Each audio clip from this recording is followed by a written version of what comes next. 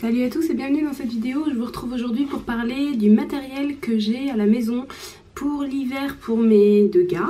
Là Jonas va bientôt avoir 1 an et puis Enzo il est toujours à 3 ans et demi mais il s'approche de plus en plus de ses 4 ans. On démarre par le bas et on remonte. Premièrement, tout en bas, j'ai des bottes, forcément. J'achète chez Decathlon parce qu'elles sont à 9,99 € et je trouve que c'est un bon rapport qualité-prix. Il y a 2 rayons chez Decathlon, si vous voulez regarder, quand vous voyez des bottes.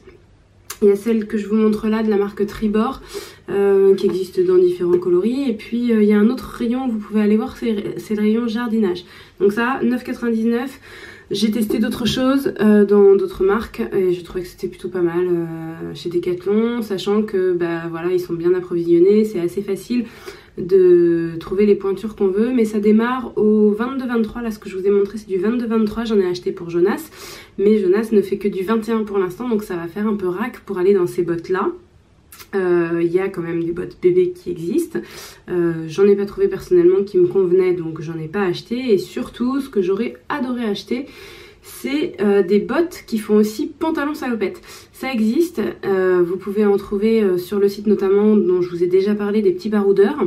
Vous verrez, ils ont un peu de choix, mais ça reste assez onéreux en fait, c'est dans les 50-60 €. Sauf que c'est vraiment un super équipement si votre bébé est comme le mien, c'est-à-dire qu'il marche mais qu'il s'assoit encore pas mal par terre, un peu n'importe où pour manipuler tout ce qu'il peut trouver, ses bâtons, des choses comme ça en extérieur. Et si vous êtes également comme moi à ne pas vous enfermer tout ça parce qu'il fait moche, un peu frais ou quoi, et bien du coup c'est vrai que ce genre de système bottes, pantalon salopette peut être plutôt pas mal. Moi ce que j'ai comme intermédiaire, c'est d'associer les bottes que je vous ai montrées là, à partir du moment où l'enfant est suffisamment grand pour rentrer dedans, avec un pantalon de pluie tout simplement, que j'achète aussi sur le site des petits baroudeurs, qui est un pantalon de la marque Lego Wear. De mémoire il coûte un petit peu moins de 20 € et du coup c'est pas trop cher. J'ai une copine qui avait trouvé aussi sur Amazon un pantalon de pluie à peu près dans les mêmes tarifs, je trouve que c'est pratique parce que ça vous évite d'être toujours à flipper parce que votre enfant va marcher dans l'eau, parce qu'il va s'asseoir à un endroit un peu humide, parce que même s'il s'assoit pas directement dans la flaque, c'est vite fait qu'il s'asseye sur un endroit qui a été mouillé par la pluie. Donc que ce soit un tout petit bébé comme Jonas à l'heure actuelle ou que ce soit un plus grand comme Enzo, je trouve que pour être serein quand on se balade au parc, c'est quand même pas mal d'avoir ce genre d'équipement. Donc réfléchissez-y, sachant que les pantalons de pluie ça remonte en salopette aussi la plupart du temps, enfin en tout cas dans la marque Lego Wear c'est le cas et vraiment je l'ai adoré leur pantalon de pluie. Il faudra penser si vous faites la combi botte, si vous la faites vous-même la combi botte pantalon de pluie, à mettre le pantalon par dessus les bottes et non pas à l'intérieur parce que sinon la pluie qui va glisser sur le pantalon de pluie va se retrouver dans les bottes. Donc c'est un peu bête à dire mais il faut quand même y penser. Pensez à mettre le pantalon qui a un élastique donc qui va serrer quand même pas mal à l'extérieur des bottes, et si votre enfant patauge un peu dans une flaque, normalement il ne sera pas humide à l'intérieur de ses bottes ou à l'intérieur de son pantalon de pluie. Après voilà, l'étanchéité a quand même ses limites si l'ensemble n'est pas associé, si c'est pas une seule pièce botte pantalon, eh bien il y a forcément des endroits où ça peut passer. Donc si vous avez un tout petit comme mon Jonas actuellement qui s'il s'assoit dans une flaque d'eau va clairement être trempé, il faut quand même être vigilant. Et pour Jonas, je suis vraiment en réflexion d'acheter cet ensemble combinaison là pour l'hiver parce que je me dis que ça sera, c'est sûr que c'est un investissement, mais ça sera aussi une source de tranquillité assez incroyable de se dire que voilà, on s'en fiche, il peut s'asseoir, ça ne craint rien, il sera de toute façon au sec, au chaud à l'intérieur. Voilà, c'est encore en réflexion. J'attendais aussi en fait à voir comment il évoluait niveau taille parce que comme il est au 21, je me dis s'il passe au 22 en pointure, peut-être que les bottes pourront quand même lui aller et qu'à ce moment-là, il pourrait aussi récupérer un pantalon de pluie à son frère. Voilà, c'est pour ça que c'est aussi en réflexion. Je vais pas dépenser 50 € pour 15 jours. Donc je ne l'ai pas, donc je ne vous le montre pas. Mais allez sur le site des petits baroudeurs, si vous ne voyez pas de quoi je parle, vous allez trouver facilement en vêtements imperméables. Toujours, quand on remonte, ensuite on arrive au manteau, mais manteau c'est un bien grand mot pour décrire ceci. Alors ceci c'est donc un ciré de la marque Lego Wear aussi. Je cherchais un vêtement qui avait plusieurs caractéristiques à l'époque où j'ai acheté celui-ci. Je cherchais quelque chose de léger, parce qu'il ne fait pas toujours froid quand il pleut, de souple, parce que vous savez, il y a pas mal de cirés qui sont assez rigides et moi je veux que mon enfant il soit confortable quand il bouge, et de complètement imperméable. Complètement, c'est-à-dire que c'est pas les trucs soft shell, vous savez, il y a pas mal de vestes qui sont soft shell, c'est-à-dire que ça va absorber une certaine quantité d'eau quand votre enfant va être sous la pluie. Et effectivement, si juste il passe sous la pluie sur une courte durée, il va pas être mouillé, sa veste va être mouillée, il faudra la faire sécher, mais lui ne sera pas mouillé, alors que ça c'est imperméable, c'est-à-dire que vraiment l'eau ne pénètre pas du tout dans ce truc, il n'y a pas besoin de faire sécher, et votre enfant il est certain qu'il ne sera pas mouillé à l'intérieur de ça. Donc pareil, voilà, les petits baroudeurs, la marque Legowear, c'est vraiment quelque chose que je recommande, sachant que sa taille grande, ça c'est du 2 ans.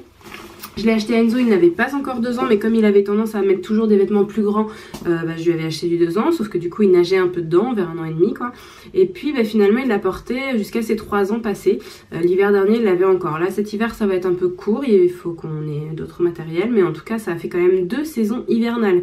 Donc je sais plus, de mémoire je sais plus le prix, mais pour moi ça vaut largement le coup, sachant qu'en plus là il est pas du tout abîmé, hein. Pourtant il l'a beaucoup porté, il n'est pas du tout abîmé, c'est vraiment de la qualité, il n'y a rien qui lâche, aucune couture, le tissu c'est pas du tissu mais le matériau est très solide, même les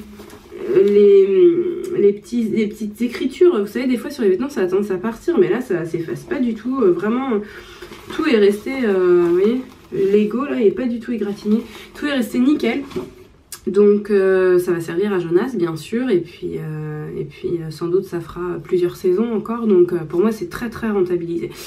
Pour le froid maintenant, parce qu'on a parlé un petit peu de l'humidité, maintenant que pour le froid, je vous en avais déjà parlé, je vous en reparle, c'est les tours de cou, donc pareil, je les achète toujours sur ce même site, hein, c'est vraiment mon site chouchou. Pas le site chouchou, hein, le site, même si le site chouchou j'aime bien aussi, mais ça n'a rien à voir. Moi je parle du site toujours les petits baroudeurs. Donc ils font des tours de cou, donc je vous en avais parlé pour le matériel d'été, puisque celui-ci par exemple est un tour de cou qui est traité anti-UV. Pour l'hiver, je bascule avec autre chose que je ne peux pas vous montrer là parce que mes enfants sont dehors et ils ont chacun leur tour de cou au cou. Donc ce sont des tours de cou polaires sur le même principe, voilà, du tissu, du polaire, et ça permet de faire cache-cou. Ça permet aussi de revenir un petit peu sur la tête si jamais il y a besoin, de cacher les oreilles ou voilà si on n'a pas pris de bonnet. Donc je trouve que c'est quand même très pratique, très chaud, et surtout c'est bien par rapport aux écharpes qui ont tendance à se défaire ou à serrer un peu trop, qui sont pas forcément acceptées dans les écoles puisqu'elles sont vues comme dangereuses alors que les tours de cou sont acceptés. Donc voilà, pour moi le tour de cou c'est vraiment... Que ce soit pour l'hiver, que ce soit pour l'été, c'est vraiment le truc à avoir parce que ça sert à plein de choses et que ça, au niveau, je parlais tout à l'heure que l'imperméable avait fait 2 saisons, mais là au niveau durée dans le temps, en fait moi ça me fait de la naissance à je ne sais pas, parce que Enzo il a toujours son tour de cou, il en a 2, il en a un hiver, un été, et voilà, et il les utilise toujours à bientôt 4 ans. Très rentable. Pour le chaud, toujours, donc je disais on peut remonter le tour de cou, mais on peut aussi avoir un bonnet, hein. Donc Enzo, j'avais utilisé quand on avait été, quand il avait vraiment fait froid, ce genre de truc là, avec un lacet dessous. Je trouve que ça a tendance à serrer un peu les lacets, ils aiment pas forcément. Mais à la fois si jamais il n'y en a pas, le bonnet a tendance à bouger. Donc celui-ci c'est vrai que j'ai quand même pas mal utilisé, beaucoup plus que un simple bonnet comme ça qui a tendance à se faire la malle hyper rapidement puis qui n'est pas forcément très chaud. Celui-ci j'ai pas encore essayé, je vais essayer cet hiver, je suis pas sûre, il y a encore le prix dessus d'ailleurs, mais je l'ai pas acheté en magasin, je l'ai acheté à une voisine qui l'avait du coup pas utilisé pour son fils. Je suis pas sûre vu qu'il y a un système de clips comme ça, je suis pas sûre que ce soit très confort, donc on verra. À mon avis il vaut mieux quand même privilégier les systèmes d'attache qui sont assez confortables et surtout les cagoules. C'est ça que je voulais vous montrer. Pareil, toujours sur le site des petits baroudeurs, toujours dans la marque Legowear. J'ai acheté une cagoule polaire parce que je me suis dit pour Enzo ça va juste être formidable, juste génial. parce que voilà, ça sera vraiment facile pour lui à enfiler, parce qu'il sera à l'école, donc à l'école il va pas se faire son petit nœud, et s'il a un clip ça va peut-être pas être très confortable, alors que ça c'est très simple, il l'enfile. Et puis si jamais on a un vêtement à capuche, parfois on se dit oui mais de toute façon moi il a une capuche, il n'y a pas de souci, il aura pas froid. Sauf que les vêtements à capuche ça a tendance à, dès que l'enfant bouge un petit peu trop, à tomber. Et puis pour un peu, vous avez certains enfants aussi qui n'aiment pas la sensation d'avoir une capuche. Et puis vous avez aussi un autre problème avec la capuche, c'est que la capuche souvent elle est un petit peu rigide, et puis quand l'enfant tourne sa tête, et ben il voit rien, donc forcément c'est pour ça qu'il aime pas. Donc pensez aux cagoules, c'est vrai que bah, je sais pas, peut-être esthétiquement ça peut être discutable, mais bon moi je fais passer le confort avant l'esthétique, même si l'esthétique compte quand même, et ma cagoule elle est pas si moche. Bon, pour les gants, on termine par les gants. Pour les gants, j'ai aussi 2-3 petites choses à vous dire. Alors par exemple, un petit gant comme ça, c'est très facile à enfiler, c'est très souple, ça permet effectivement à l'enfant d'attraper ses bâtons, ses trucs si jamais il a envie. Mais si jamais l'enfant touche de l'eau, il est mouillé. Ou s'il fait très froid, ça ne protège pas beaucoup, il aura ses petits doigts qui seront tout froids à l'intérieur.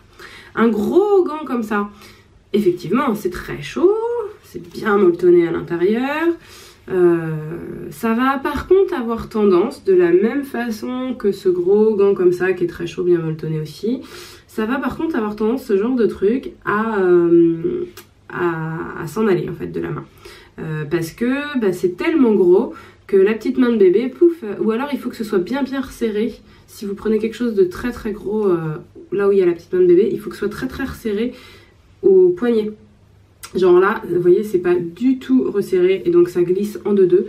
Moi, ce que j'ai trouvé plutôt pas trop mal, c'était, ça j'avais acheté en promo sur le site de la compagnie des petits. Donc c'est des gants un peu quand même doublés.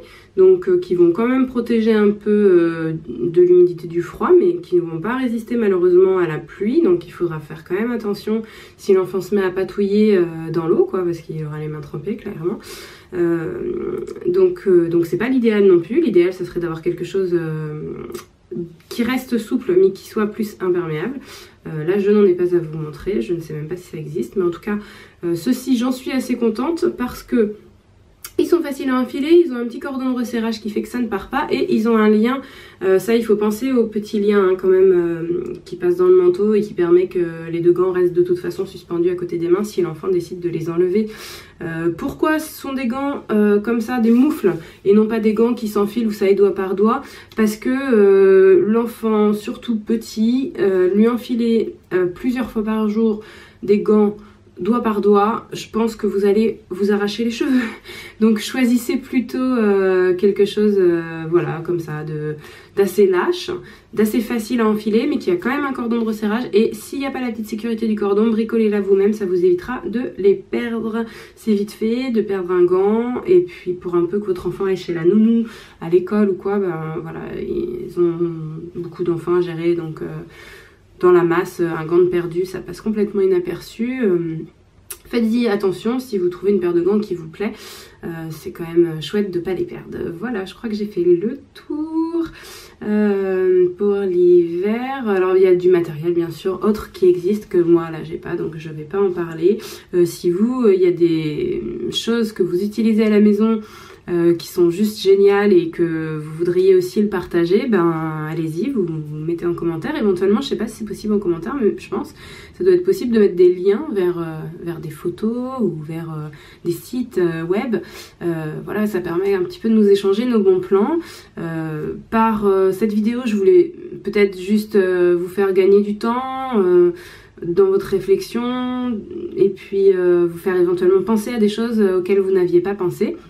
Si c'est le cas, n'hésitez pas à me mettre mon petit pouce j'aime, ça me fait toujours plaisir. Si vous n'êtes pas encore abonné, bah allez-y, on est de plus en plus nombreux, ça me fait très plaisir et ça m'encourage parce que c'est pas toujours facile de trouver le temps, mais j'ai toujours l'envie, en tout cas l'envie de partager avec vous tout ça est vraiment présente, donc voilà, quand je vois comme ça que j'ai des retours positifs, ben, ça me stimule encore plus, et voilà, et du coup n'hésitez pas. Je vous dis à très vite pour une prochaine vidéo.